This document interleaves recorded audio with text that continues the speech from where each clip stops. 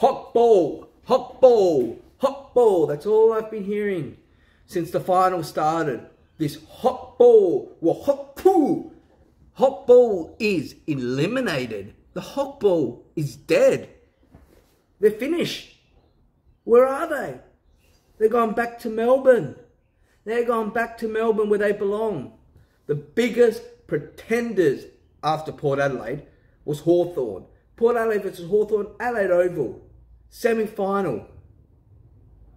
What did I expect going to that game? I said to myself, if Dixon's playing, we're going to lose. If Dixon's playing. And just before the game, Dixon was sick. Got a virus. Poor kid. It's probably all the fumes that he's around with all his V8 cars. But the cone didn't play. The cone didn't play. We had to bring Marshall in. And of course, like usual, Marshall got injured. Possible concussion. So I don't think he'll be playing next week. The coach, Box Hinckley's back. People saying, oh, last week it was sack Hinkley. And this week it's save Hinkley. Or in Hinkley we trust. Hinkley's not our coach. He is not our coach. I don't care. Unless we win the grand final, he's gone at the end of the season. How is this team a top 4 team that is in a preliminary final? A prelim final. How is this team playing in a prelim final? I had us 6th to 8th before finals. I said, before the season, I said, best at best, we'll finish 6th. And now we're in the top 4. We're playing a prelim final. Who is this team? We have hit the ceiling. We have hit the ceiling. We played Hawthorn, probably the most informed team over the last couple of months. Last time we played Hawthorn, back at Adelaide Oval, we came back by over 40 points and beat them in the last couple of seconds. They come back to Adelaide Oval. Do you think they learnt their lesson? They didn't learn their lesson. Once again, they lost by under a goal. But what a game. What a thrill of a game. I couldn't go to the game. I couldn't. I said, if Dixon's playing, I'm not going to that game with Hinkley's poor selections. And then, a couple of minutes before, like I said, Hinkley's out. I'm like, well, I would have went to the game.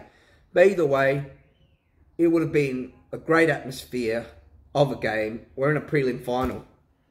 Where are all those trolls? Where are all those trolls on Facebook, on social media, on Instagram saying Port will go out in straight sets?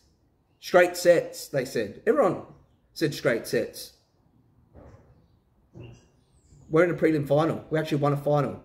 We lost our last 4 finals over the last couple of years. We finally broke that hoodoo and won. I think we've overachieved as a team. The team we have, the coach we have, we are in a prelim final against now Sydney at the SCG next week. And we lose that. We lose that. Sydney being the best team all year. And we're playing them at home. And they've had the week off. So I don't expect much more from this team. Really. Can we beat Sydney? Well, we beat them early in the year by 112 points. But that was at the Adelaide Oval. And they didn't have Papley then. But they're missing Callum Mills this week. So who knows how we're going to go. Who's Hinkley going to choose in these selections? Some of these selections, this box has of a selection. I can't believe it that we scraped over the line. You know why we won that game? Oh, numerous reasons why we won that game. But Hawthorn have been a great team over the last couple of months because of one player. And his name's William Day. Will Day. Since Will Day got injured again, HokBall has crashed. Remember, Hawthorn lost I think it was their first 5 games of the season. No Will Day. Will Day comes back into the side. The wheels are in motion. Things start happening. Will Day gets injured. And now they've crashed. They're out. HokBall's out. David King was doing the commentary live there in the box. He was shattered that Port won. He would have hated it that Port won that game because everyone was banging on Hawthorn. Hawthorn are in that green box. You know that little green box that they have? That they put a picture of the teams that are the highest scoring teams on one angle, and then they've got the lowest conceded points on the other angle, and Port were like outside of that little green box, and Hawthorn were in that green box saying, Hawthorn, they're going to play grand final. You're playing nothing, Hawthorn. You got beaten by a B-grade team of Port Adelaide with a B-grade coach. A team that lost 84 points last week at home to Geelong. You got embarrassed. That's embarrassment that Port beat you. And not only that, you could have won the game. That first quarter, I think the first 4 scoring shots you got for goal were from free kicks. They were questionable free kicks as well. You know, Port probably shouldn't have tackled as hard, gave away some dangerous tackles, some little high tackles. They weren't there. The umpires gave you some free kicks. And you scored off them. Your first 4 goals were off free kicks. 50-metre penalties. The one that the ball bounces over the line and Chow brings it back in. And you get a goal off that. Gimme goals. We're giving you the game. We were giving you the game by giving away free kicks, and you still lost. But you could have won that game, Hawthorn.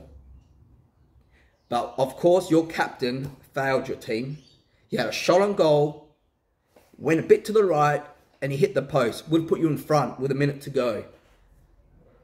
And that post gave us the win. So, we lose to Sydney next week. I'm not fussed. I can't believe, like I said, we're a prelim final. We're not a prelim final team, but we're there. We'll take it. What benefit do you get? You get more videos of me. The more we win, the more content you get. We win next week, you'll get another video. Or will next week be the last video? Who knows? But it was a hard game to watch. Port played hard. I'll give it to them. They played really hard. They put all their effort into it. Some turnovers, some free kicks were like, come on, guys, you're keeping them in the game. I think we kept them scoreless in the first quarter. Almost the first half. Then they kicked a few goals in a row. And I'm like, well, here they go. They're coming back because we're letting them come back. But, our players did okay. Jason got injured in that third quarter. Hopefully it's nothing serious. Hopefully, Jason, it's nothing serious. Hopefully it's just a bit of a, not a hamstring, sorry. A bit of a quad, corky, something. Hopefully he plays next week. Butters had the sore ribs. He played okay. Rosie, he played okay. But what about Jace Burgoyne? I've been putting Burgoyne as a B-grade player for weeks, and he is a B-grade player because he's too small. But he gets a lot of the ball. He's always there. He's always got the ball. Some of his decisions, watched early in the game, the first quarter or so, he kind of fluffed up some bad decision with his ball disposals. But you know what? He got a lot of the ball. And not only that, he kicked a goal from more than 10 centimetres out. All his goals this season have been from the goal line. And he kicked one from, 30 metres out. That was a good goal, good snap around the body. Jace, I'll give it to you. Just put on 10 kilos, mate. You'll be a star. You just need a bit more body on you. A bit more prosciutto. Capicola on you, mate. Porco on you. That's what you need. And you can be a great player. Played him halfback. Josh Sin came in the side. He played okay. Josh Sin. I was happy with Josh Sin's performance today. Darcy Byrne-Jones had his 2%, as he usually has every week. When he kicked 1, maybe 2 goals, Darcy Byrne-Jones did his 2%. William Rioli, he was involved in probably 5 scoring shots. I think he kicked at least 2 goals. Rioli did well. Players like Rioli, when they stand up, we win these games. Georgiades, he was okay. I think he kicked 2, maybe 3 goals. He was solid. Ruddy Galea as a forward. Come on, man. Why do you keep playing him as a forward? This has been like the 6th game now that we've had, and he hasn't kicked a goal. I don't even think he marked it inside 50. He's a big body, but and then, they played him back in that last quarter when we were just over less than a goal in front. and he got the game-saving mark, you know, with less than a minute to go. You know, we were able to, I think we won the game from there when he intercepted that mark in the defensive 50. It was over. But Sicily sucked in. And you know what? After that game, you know, there was that whole thing with Hinkley and Ginnavin having some words, and then Sicily got involved. I think Sicily got involved because he was upset. If I was Hinkley, I'd turn to Sicily. I said, mate, you know why you're not playing next week? You know why? Tell your mate Ginnavin why you're not playing next week. It's because you hit the post as the captain. You cost your team a prelim final. You know, Hinkley making those comments, to me, I don't care. Should Hinkley make them? No, he shouldn't. But move on. Hopefully Hinkley might get 2-match suspension for that. Imagine that, 2-match suspension on Hinkley for his bad behaviour. AFL should investigate that. Just saying. I would be supportive of a 2-match suspension from Hinkley with getting involved with that whole, you know, Ginnavin change of words. The umpires try to keep Hawthorn in the game with their free kicks. Even though we won the free kick count by 1 or 2, our free kicks were actually proper free kicks. Proper holding the balls.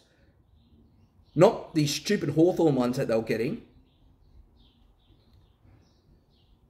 Who else played well? I think our defence was okay. Zerk Thatcher did well. Zerk Thatcher, I'm impressed with Zerk Thatcher's effort. Ali did okay. Sweet did okay in the ruck. Miles Bergman, man, he's keeping our defence alive. Miles Bergman. What a defender. He played well. You know, our 3 star players, Butters, Rosie, Jason, they were okay, but they weren't at their elite level. But look, we got the win. We won by 3 points. 3 points. Can you believe it? That we won by 3 points against Hawthorn, the up-and-coming team, where all those commentator experts are saying, oh yeah, Hawthorn Grand Final. Hawthorn Grand Final. Not when you're playing Port Adelaide. The thing is, Port Adelaide are an average team, and you go in there thinking, oh, we'll beat them. But when Port Adelaide are on fire, they're on fire. They burn the house down. You got done by an average team, Hawthorn.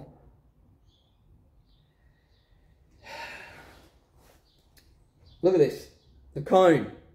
I heard the Cone's playing next week, if he's well. I heard Charlie the Cone Dixon is going to be playing next week.